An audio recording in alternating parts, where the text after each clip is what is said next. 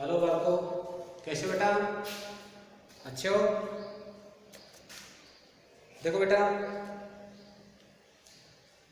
आपकी जो लोकतांत्रिक राजनीति विज्ञान की जो पुस्तक है उसके 4 लेसन मैंने करा दिए हैं और 4 लेसनों में होमवर्क भी आपको दिया है, क्वेश्चन बताए हैं। अगर लेसन के अंत में भी आपके क्वेश्चन दे रखे हैं तो उनमें से कोई क्वेश्चन आपका छूट गया हो बताने से तो क्वेश्चन आपको पढ़ने हैं। क्वेश्चन आपको करने हैं, होमवर्क सफाई से करना है आपको। और आपकी जो लिखने की जो तरीका है, शैली है, वो बढ़िया होनी चाहिए, आकर्षक होनी चाहिए, प्रभावशाली होनी चाहिए। इस रूप में आपको ये होमवर्क आपका करना है। अगला जो आपका लेसन है 5वां लेसन है और जन संघर्ष और आंदोलन है। जन संघर्ष और आंदोलन, जन संघर्ष और आंदोलन ये लोकतंत्र की विशेषता है। लोकतांत्रिक शासन व्यवस्थाओं में ही जन संघर्ष और आंदोलन का अवसर होता है और लोकतांत्रिक व्यवस्था को मजबूत करने, लोकतंत्र का विकास करने में जनतंत्र जो आपके जन संघर्ष है महत्वपूर्ण भूमिका निभाते हैं। यानी जब जन संघर्ष होते हैं तो इसका मतलब ये मानिए कि लोकतंत्र अपना विकास कर रहा है, लोकतंत्र मजबूत हो रहा है, विकास कर रहा है, मजबूत हो रहा है। तो सबसे पहले हम देखो इसके परिचय पर चलते हैं। लेसन का जो परिचय है उस पर चलते हैं कि पिछले अध्याय जो थे आपके 4 अध्याय पढ़े हमने। इनमें लोकतंत्र में जो सत्ता का बंटवारा है ये क्यों जरूरी है, सरकार के अलग अलग अंग होते हैं, विभिन्न सामाजिक जो समूह है कैसे सत्ता में हिस्सेदारी करते हैं, इन बातों के बारे में हमने चर्चा की पिछले के अध्यायों में, इनको समझा भी। इस अध्याय में हमें जो पिछली जो चर्चाएं थी उन चर्चाओं को आगे बढ़ाएंगे और आगे बढ़ाते हुए सत्ताधारी स्वच्छंद नहीं है इस बात पर चर्चा करेंगे कि शासन का संचालन करने वाले जो लोग हैं वो स्वतंत्र नहीं है, स्वच्छंद नहीं है। स्वच्छंद का मतलब स्वयं की इच्छा से जो चाहे वो करे, ऐसे नहीं है, उनके ऊपर भी प्रतिबंध होता है।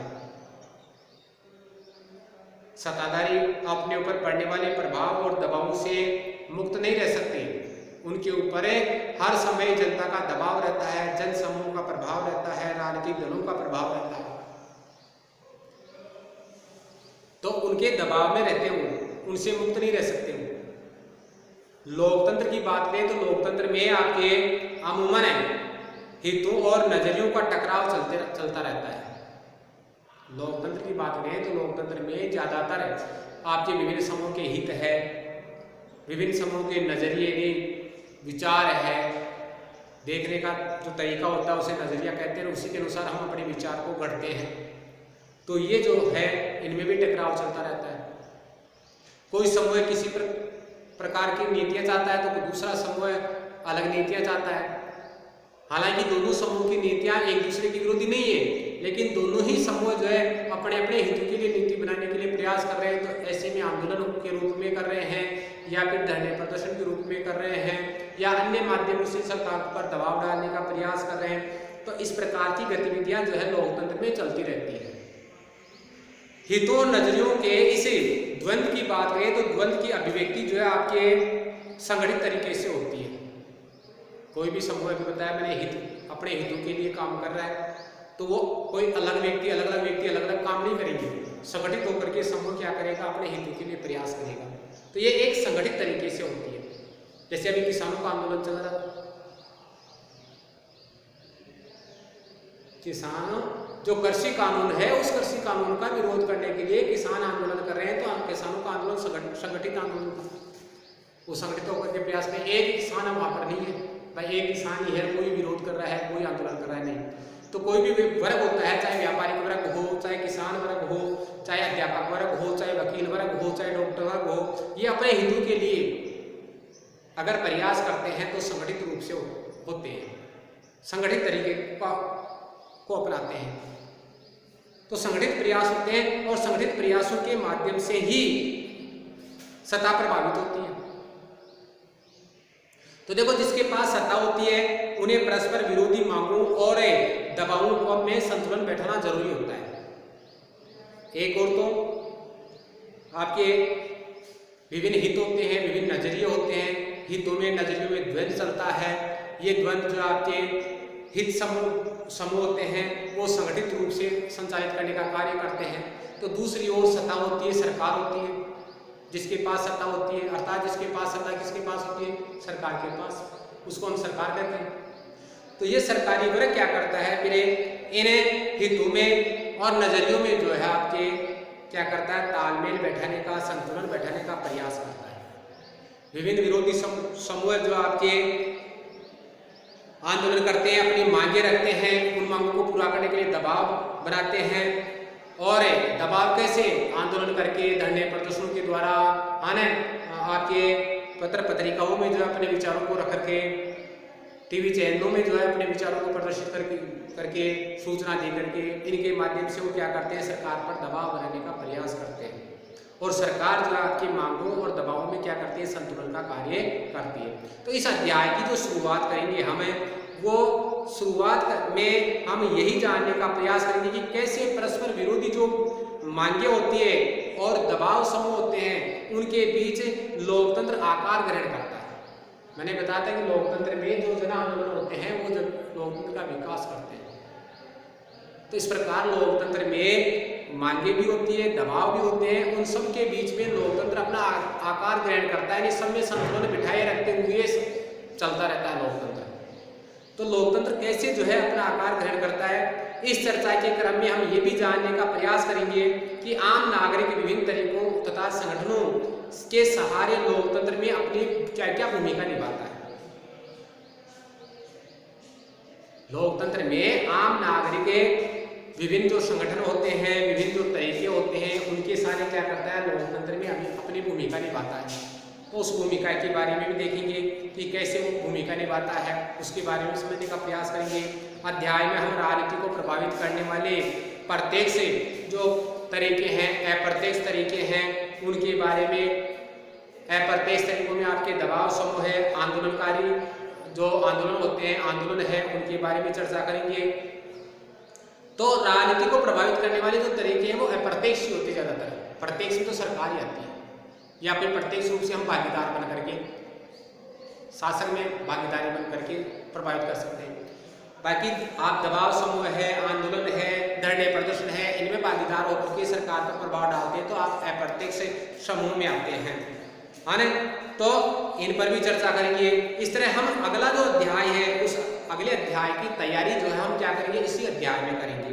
और इस तैयारी के चरण में हमारी जो सबसे पहले जो शुरुआत होती है, वो शुरुआत आपके नेपाल में जो चलने वाला लोकतंत्र के लिए आंदोलन था, उस आंदोलन से होती है। आपको याद हो तो हमने कक्षा 9 में जो लोकतांत्रिक राजनीति भाग 1, इसके पहले अध्याय में हमने लोकतंत्र की विशेषताओं को पढ़ा था। और उन विशेषताओं में हमने लोकतंत्र की स्थापना के लिए, लोकतांत्रिक शासन के लिए पोलैंड की कहानी पढ़ी थी, याद हो तो। पोलैंड के बारे में पढ़ा था आपने, और हमने ये देखा था कि पोलैंड में लोकतंत्र की जीत हुई। किसकी जीत हुई? लोकतंत्र की जीत हुई। ये कहानी हमें लोकतंत्र की रचना में जनता की भूमिका को याद दिलाती है कि लोकतंत्र की स्थापना करने में जनता कितनी महत्वपूर्ण भूमिका निभा सकती है। ये बात हमें पोलैंड की कथा से पता चलती है, जो हमने कक्षा 9 में पढ़ी थी। अगर आपको याद हो तो, और याद नहीं है तो आपके पास में कक्षा 9 की किताब है, तो उसको उठा के उसमें देखिए। पहले लेसन में आपके पोलैंड की क्या कथा है, उसमें लोकतंत्र की स्थापना कैसे हुई। आइए इस तरह की जो है हमें 2 और हालिया थोड़े समय पहले की, थोड़े ही समय की जो है घटनाएं हैं, उनके बारे में पढ़ते हैं। यहाँ पर 2 घटनाओं के बारे में हम जानकारी करेंगे। लोकतंत्र के लिए 2 घटनाएं हैं ये। इन 2 घटनाओं में आपके पहली है लोकतंत्र में नेपाल में लोकतंत्र के लिए आंदोलन। दूसरा है बोल्विया। बोल्विया जो देश है, बोल्विया देश में जल युद्ध, जल के लिए संघर्ष। तो ये दोनों ही लोकतंत्र से संबंधित घटनाएं हैं। हालांकि इनमें कुछ अंतर है, लेकिन ये दोनों ही लोकतंत्र से संबंधित घटनाएं, दोनों ही लोकतंत्र का विकास करती है। तो हम ये जानने का प्रयास करेंगे कि लोकतंत्र में सत्ता का इस्तेमाल कैसे होता है। लोकतंत्र में सत्ता का इस्तेमाल कैसे होता है, ये भी हम इन दोनों घटनाओं से जानने का प्रयास करेंगे। तो इस क्रम में हमारे सबसे पहले आती है आपके नेपाल में लोकतंत्र का आंदोलन, जो कब शुरू हुआ था, सन 2006 में।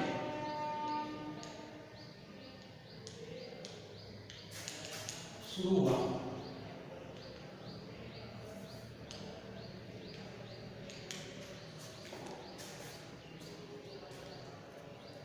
अप्रैल माह था। महीना कौन सा था आपके, अप्रैल का, अप्रैल 2006। इसमें ये शुरुआत था आपके नेपाल में एक विलक्षण यानी अनोखा जन आंदोलन जो है उठ खड़ा हुआ। कब है, 2006 में, अप्रैल महीना, अप्रैल 2006 में नेपाल में जो है आपके एक विलक्षण यानी अनोखा जन आंदोलन, जनता का आंदोलन उठ खड़ा हुआ, शुरू हो गया। शायद आपको ये याद हो कि नेपाल लोकतंत्र की तीसरी लहर वाले देशों में, तीसरी लहर का मतलब यह है कि नेपाल जो है 1990 की जो दशक था, 1990 का दशक था, उसके बाद जो है वहां पर लोकतंत्र की स्थापना हुई थी। जो आपके नेपाल में राजतंत्र था, नेपाल में कौन सा शासन व्यवस्था थी, राजतंत्र। 1990 के दशक तक पूर्ण जो है वहां पर क्या था, राजतंत्र, राजा का शासन होता था। लेकिन बाद में वहां की जनता ने जो है आपके प्रयास किए और वहां पर राजतंत्र के अधीन लोकतांत्रिक राजतंत्र, लोकतांत्रिक राजतंत्र की स्थापना कर दी। कब कर दी, 1990 के बाद। 1990 के बाद में जो है आपकी जनता ने लोकतंत्र के लिए आंदोलन किया और जब जनता की मांग थी, उस मांग को देखते हुए यहाँ के शासन ने क्या किया, लोकतांत्रिक व्यवस्था स्थापित कर दी। यानी जनता द्वारा चुनी हुई संसद का गठन कर दिया गया, जनता द्वारा चुना हुआ व्यक्ति जो आपके प्रधानमंत्री होगा। तो ये सारी जो प्रधानमंत्री की लोकतांत्रिक व्यवस्था भारत में है, वैसे जो है आपकी वहां पर लोकतांत्रिक व्यवस्था स्थापित कर दी। जबकि राजा जो आपके राष्ट्र का मुखिया रहा, जैसे अपने राष्ट्रपति है वैसे वहां पर राजा मुखिया रहा, इसलिए वहां पर लोकतांत्रिक राजतंत्र कहेंगे नेपाल के शासन को, 1990 के दशक के शासन को। तो देखो यहाँ पर है लोकतंत्र जो तीसरी लहर वाले लोकतंत्र की जो तीसरी लहर थी, कब थी, 1990 के दशक में ये जो है स्वतंत्र हुआ था। तो 1950 के बाद में जो देश स्वतंत्र हुए उनको तीसरी लहर वाले देश ही कहा जाता है। लोकतंत्र की स्थापना यहाँ पर बाद में हुई, इसलिए तीसरी लहर के देश है। यहाँ जो आपके लोकतंत्र कब कायम हुआ, 1990 के दशक में लोकतंत्र कायम हुआ। कहाँ पर, नेपाल में। कहाँ पर हुआ, नेपाल में। नेपाल के राजा थे, उन्होंने अनौपचारिक रूप से राज्य का प्रधान बनाया। 1990 के बाद में राजा क्या हो गया आपके, राजा अनौपचारिक प्रधान बना। एक बात सॉरी, औपचारिक प्रधानी, अनौपचारिक नहीं, औपचारिक, औपचारिक प्रधान बना। औपचारिक का नहीं, उपचार, नाम मात्र का जो है प्रधान बना रहा। लेकिन वास्तविक सत्ता का प्रयोग जो है जनता द्वारा चुनी हुई या जो जनता के द्वारा चुने हुए निर्वाचित प्रतिनिधि थे, उन प्रतिनिधियों के पास में आ गया। जैसे भारत में जनता द्वारा चुने हुए लोकसभा के सदस्य होते हैं, वो सत्ता का क्या करते हैं, उपयोग करते हैं। वैसे ही यहाँ पर जनता द्वारा निर्वाचित जो प्रतिनिधि थे, उनमें सत्ता का क्या हो गया, आपके अधिकार उनका हो गया सत्ता पर। तो जनता द्वारा निर्वाचित प्रतिनिधियों के हाथ में सत्ता आ गई। अत्यधिक राजतंत्र से संवैधानिक राजतंत्र के इस संक्रमण को राजा वीरेंद्र सिंह ने स्वीकार कर लिया। उस समय जो है यहाँ का राजा कौन था, नेपाल का राजा जो आपके 1990 में राजा कौन था, राजा था आपके वीरेंद्र सिंह।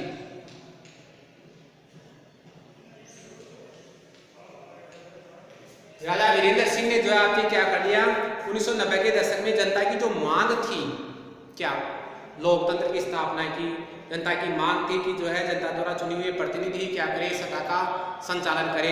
तो इस मांग को वीरेंद्र सिंह ने संक्रमण जो है स्वीकार कर लिया। क्या कर लिया, स्वीकार कर लिया। वीरेंद्र सिंह के स्वीकार करने का परिणाम ये हुआ है कि सत्ता राजतंत्र से किसमें बदल गई, संवैधानिक राजतंत्र में बदल गई। शासन संविधान के अनुसार चलेगा, राजा जो है मुखिया रहेगा, तो संवैधानिक राजतंत्र में बदल गया नेपाल का शासन। लेकिन शाही खानदान, राज परिवार के खानदान को वहां पर शाही खानदान कहा जाता है। तो राजा का परिवार था अर्थात शाही खानदान। एक रहस्यमय कत्लेआम में राजा वीरेंद्र की हत्या हो गई। रहस्यमय जिसका रहस्य खुला नहीं, किस कारण जो है आपके वहां पर राजा वीरेंद्र सिंह की हत्या हुई, इस बात का पता नहीं चला। तो राजा वीरेंद्र सिंह ही नहीं, राजा वीरेंद्र सिंह के संपूर्ण परिवार की हत्या हो गई कब 2001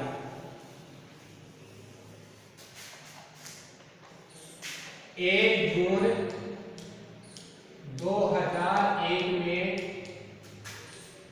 राजा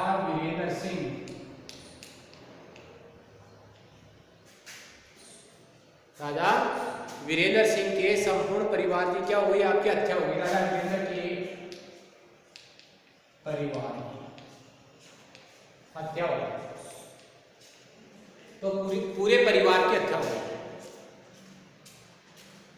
हालांकि इनका जो पुत्र था वो जो है आपके 3 दिन बाद में 4 जून को खत्म हुआ, और बाकी सभी सदस्य जो है आपके 1 जून 2001 में जो है इनकी हत्या हो गई। रहस्यमय कत्लेआम, इसका मतलब हो गया है कि उस घटना का कोई रहस्य पता नहीं है, किस रहस्य से ये घटना हुई, कैसी एक रहस्यमय घटना थी जिसके कारण जो है इनकी हत्या हो गई। और नेपाल के फिर नए राजा जो वीरेंद्र के छोटे भाई थे, राजा वीरेंद्र के छोटे भाई थे कौन है, ज्ञानेंद्र।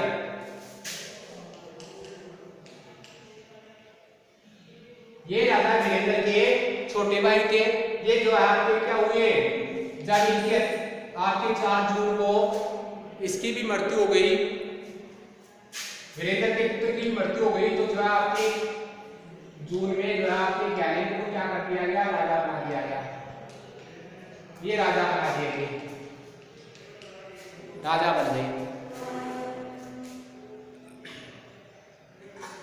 लेकिन जो बातें राजा वीरेंद्र ने स्वीकार की थी, कौन सी, लोकतांत्रिक शासन व्यवस्था, संवैधानिक राजतंत्र, तो लोकतांत्रिक संवैधानिक राजतंत्र को जो है मानने के लिए तैयार नहीं थे कौन, ज्ञानेंद्र।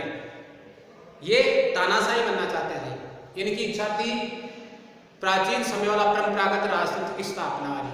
तो इन्होंने क्या किया, लोकतंत्र को स्वीकार करना नहीं चाहते थे और लोकतंत्र को स्वीकार करने के लिए तैयार नहीं थे। तो ये इस अवसर में थे कि कैसे जो है संसद को भंग किया जाए, कैसे निर्वाचित सरकार को हटाया जाए।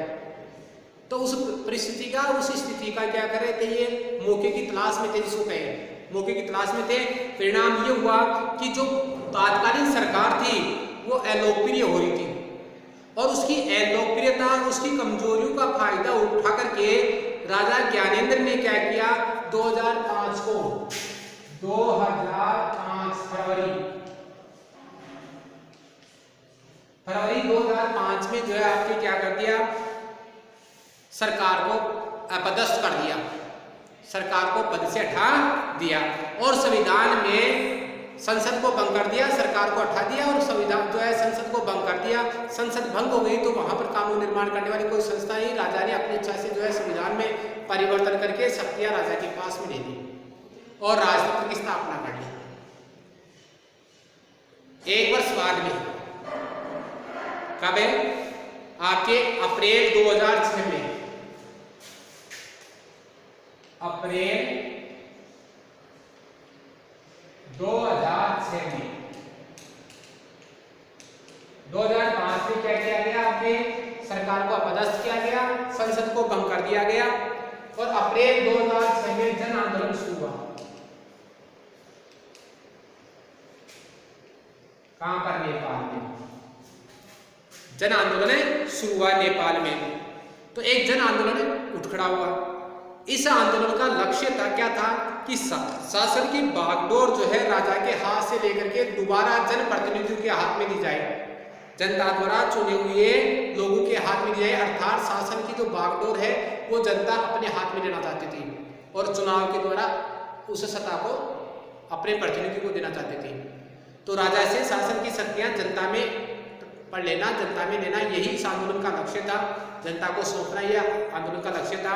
संसद जो आपके संसद की सभी बड़ी जो राजनीतिक पार्टियां थी, संसद की सभी जो आपके बड़ी राजनीतिक पार्टियां कह सकते हैं, नेपाल में जो संसद थी, नेपाल की संसद की सभी बड़ी राजनीतिक पार्टियां दल राजनीतिक दल उन्होंने एक गठजोड़ बनाया, 7 पार्टी अलायंस, 7 पार्टी अलायंस नाम से एक गठन बनाया, है ना, सप्तदलीय गठबंधन, सप्तदलीय गठबंधन अर्थात SPA,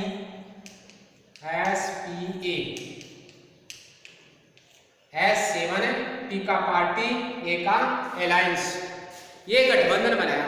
और गठबंधन बना करके नेपाल की राजधानी जो थी आपके काठमांडू, नेपाल की राजधानी कहाँ है, राजधानी है आपके काठमांडू।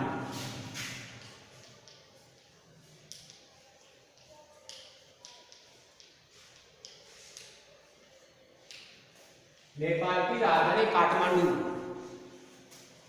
यहां पर जो है आपके 4 दिन के लिए बंद का आह्वान किया, राजधानी को बंद, जैसे अपन सुनते हैं भारत बंद, इसका मतलब भारत में आर्थिक व्यवस्था, उद्योग धंधे जो भी है आपकी सब सेवाएं बंद हो जाएगी, व्यापारिक कार्यक्रम है वो सारे बंद हो जाते हैं, है ना। तो यहाँ पर जो है 4 दिन का बंद का आह्वान किया। इस प्रतिरोध ने जल्दी ही क्या कर लिया, आपके अनियतकालीन बंद का रूप धारण कर लिया। अनियतकालीन का मतलब क्या कि जिसकी तिथि निश्चित नहीं है, यानी कि ये बंद जो है आपके कितने समय तक भी आगे रह सकता है, ऐसा रूप इसने धारण कर लिया। और जो है आपके ऐसा रूप धारण कर लिया, इसमें जो है आपके माओवादी संगठन है, माओवादी संगठन ने भी क्या कर लिया, आपके भागीदारी निभाई। माओवादी जो संगठन था उसने भी भागीदारी निभाई। माओवादी कौन है, माओवादी जो है आपके चीन में एक नेता हुए थे, तो माओवादी कौन थे आपके, चीनी क्रांति हुई थी चीन में, जिसको चीनी क्रांति कहा जाता है। चीन की क्रांति हुई थी 1949 में, जिसका नेतृत्व किया था माओ ने। किसने किया था, माओ ने। तो माओ के विचारों से जो प्रभावित थे लोग, उनका अनुसरण करने वाले लोग थे, वो आपके माओवादी कहलाते हैं, है ना। और इन माओवादियों का उद्देश्य होता है मजदूरों और किसानों के शासन की स्थापना करना, यानी साम्यवादी व्यवस्था की स्थापना करना जो है आपके माओवादियों का उद्देश्य होता है। तो ये माओवादी थे नेपाल में, ये जो आपके सभी राजनीतिक पार्टियों के विरुद्ध में थे, साथ में ये राजनीति के विरुद्ध में थे। तो ये भी क्या हो गए, लोकतंत्र की स्थापना के लिए 7 जो आपके अलायंस पार्टी अलायंस था, 7 पार्टी अलायंस सप्तदलीय जो गठबंधन था उसके साथ मिल गए। और राजधानी जो है कर्फ्यू लागू कर दिया, तो लोग कर्फ्यू को तोड़ करके सड़कों पर उतरने लगे, किसके लिए, आंदोलन करने के लिए। और देखो आपके तकरीबन प्रतिदिन 1 लाख लोग जो है एकजुट होने लगे, कहां पर, नेपाल की सड़कों पर। अब नेपाल एक छोटा सा देश है और वहां पर प्रतिदिन 1 लाख की संख्या जो आपके आंदोलन में बढ़ रही है, एक बड़ी संख्या है। तो ये नेपाल में जो है लोकतंत्र की बहाली के लिए लोग क्या होने लगे, एकजुट होने लगे। और लोगों की इतनी बड़ी जो तादाद थी, उस तादाद के आगे सुरक्षा बल जो है आपके क्या हो गए, कमजोर पड़ गए, कमजोर पड़ गए। उनकी एक नहीं चली, किनकी, सुरक्षा बल की, अर्थात सुरक्षा बल कुछ भी नहीं करे पाए। 21 अप्रैल को जो है आंदोलनकारियों ने आपके राजा को अल्टीमेट दिया, कितने दिन का, 3 दिन का। और 21 अप्रैल को आंदोलनकारियों की संख्या हो गई थी 3 से 5 लाख के बीच में। तो 3 से 5 लाख आंदोलनकारी नेपाल जैसे छोटे से देश में बड़ी संख्या है। तो यहाँ पर जो है आपके राजा को अल्टीमेट देना, चेतावनी दी गई। क्या चेतावनी दी गई कि वो क्या करे, संसद की बहाली करे और जो आंतरिक सरकार है उसका गठन करे, और उसके बाद में एक संविधान सभा का गठन किया जाए। तो आपके आपके राजा इन बातों को मानना नहीं चाहता था, क्योंकि राजा जो आपकी ज्ञानेंद्र सिंह था वो परंपरावादी विचारों का था। वो ये चाहता था कि प्राचीन जो लोकतंत्र है वो प्राचीन राजतंत्र है, प्राचीन राजतंत्र होना चाहिए। और लोकतंत्र को तो वीरेंद्र सिंह ने 90 के दशक में लोकतंत्र की स्थापना की थी, उसको उसने क्या कर दिया, समाप्त कर दिया संसद को भंग करके। तो ये जो है आपके राजा ज्ञानेंद्र नेपाल में लोकतंत्र नहीं चाहते थे, लेकिन जब जनता की इतनी बड़ी जनता जो आपके आंदोलन के लिए सड़कों पर है, साथ साथ में जो आपके आंदोलनकारियों ने 3 दिन का अल्टीमेट दे दिया, तो उसने आधे अधूरे मन से कुछ जनता के लिए रियायतें दे दी, जबकि ये रियायतें आंदोलनकारियों को मान्य नहीं थी। रियायतों का मतलब छूट देना, रियायत का मतलब क्या होता है, छूट देना। कुछ जो व्यवस्थाएं थी उनमें छूट दे दी गई। उसने देखा कि जो है जनता क्या करेगी, ये छूट देने से मान जाएगी और आंदोलन खत्म कर देगी, लेकिन जनता लोकतंत्र की स्थापना चाहती थी। अंत में जो है राजा ज्ञानेंद्र को विवश होना पड़ा और 24 अप्रैल को जो है आपके जो सभी मांगे थी राजनीतिक दलों की हो चाहे आपके आंदोलनकारी का या आंदोलनकारियों की हो, आंदोलनकारियों की सभी बातों को मान लिया गया। कौन कौन सी बातें, संसद को बहाल करना, सर्वदलीय सरकार बनाई जाए और एक नई संविधान सभा का गठन किया जाए। सर्वदलीय सभी दलों की मिलीजुली सरकार बनाई जाए। सभी दल अपने में से किसी को एक को प्रधानमंत्री चुन लेंगे और वो प्रधानमंत्री मंत्रिमंडल का गठन करेगा और सरकार तब तक चलती रहेगी जब तक कि नया संविधान नहीं बन जाता, लागू नहीं हो जाता है तब तक। तो इस प्रकार 3 बातें थी, एक तो संसद को वापस बहाल किया जाए और सभी दलों की मिलीजुली सरकार बनाई जाए और फिर जो है एक नया संविधान गठन करने के लिए संविधान सभा का गठन किया जाए। नए संविधान के निर्माण के लिए किसका गठन किया जाए, संविधान सभा का गठन किया जाए। तो राजा को तीनों मांगे मानने के लिए आंदोलनकारियों के सामने बाध्य होना पड़ा। उसने ये मांगे मान ली। 7 अलायंस आपके पार्टी अलायंस थी, सप्तदलीय गठबंधन जिसको कहें, ने आपके गिरिराज प्रसाद कोइराला को अंतरिम सरकार, अंतरिम कहते हैं बिना चुनी हुई सरकार, जो आपके पहले जो संसद के नेता थे, सदस्य थे, उन्होंने अपने में से एक को क्या कर दिया, प्रधानमंत्री बना दिया। तो ये अंतरिम सरकार होती है। तो ऐसी सरकार का जो है गिरिराज प्रसाद कोइराला को प्रधानमंत्री नियुक्त कर दिया गया। संसद फिर बहाल हो गई और इसने अपनी बैठकों में जो है आपके कानून पारित किए और कानून पारित करके राजा की अधिकांश शक्तियां वापस क्या कर दी गई, समाप्त कर दी गई और राजा की ये शक्तियां जो आपके निर्वाचित प्रतिनिधियों को दे दी गई, संसद को प्रदान कर दी गई। नई संविधान सभा का जो आपके निर्वाचन हुआ, निर्वाचन के बाद में नई संविधान सभा ने जो आपके संविधान का निर्माण किया। इस नई संविधान सभा में जो आपके माओवादी जो है आपके सम्मिलित नहीं होना चाहते थे, लेकिन सप्तदलीय गठबंधन ने माओवादियों के साथ बातचीत की और बातचीत के आधार पर उनको जो है आपके सहमत कर लिया कि वो क्या हो जाए, इस सब जो आपके संविधान निर्माण में सम्मिलित हो जाए और देश में आतंकवादी जो गतिविधियां हैं या जो आपके टकराव की स्थिति है उसको छोड़ करके और शांतिपूर्ण रास्ते पर आए। तो माओवादियों ने भी उनकी इस बात को मान लिया, माओवादी भी सहमत हो गए। 2008 में जो है आपके नया संविधान लागू हुआ। नेपाल का संविधान के तहत राजतंत्र को खत्म कर दिया गया। कब लागू हुआ नया संविधान? 2008 में आपके राजतंत्र समाप्त कर दिया गया। कहां से? नेपाल से। कहां से हुआ? नेपाल में। और वो नेपाल क्या हो गया? गणराज्य बन गया।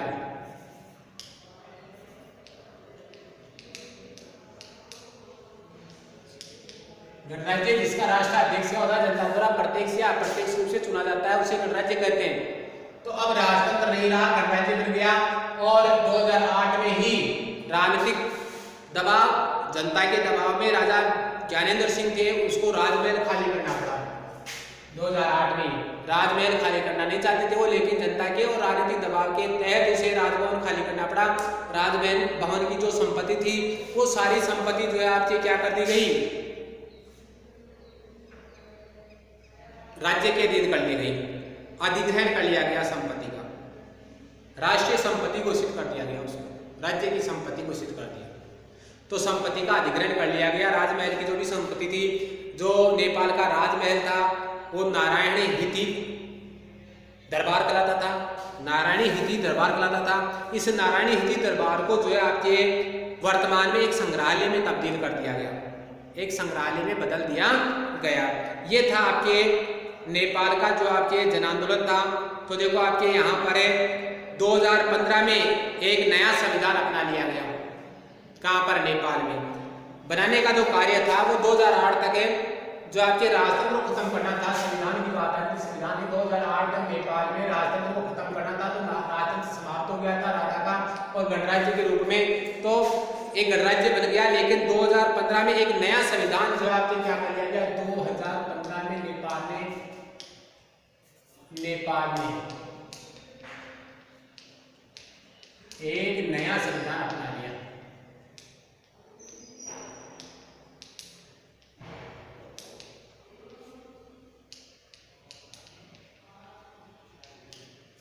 नेपाल ने कौन संविधान बना लिया? एक नया संविधान अपना लिया।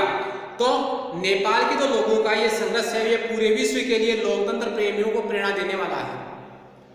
लोकतंत्र प्रेमी जो लोकतंत्र के प्रति प्रेम रखते हैं, लोकतांत्रिक शासन व्यवस्था का सम्मान करते हैं, लोकतंत्र को चाहते हैं, ऐसे लोगों के लिए प्रेरणा देने का कार्य जो है आपके नेपाल का ये जन आंदोलन करता है।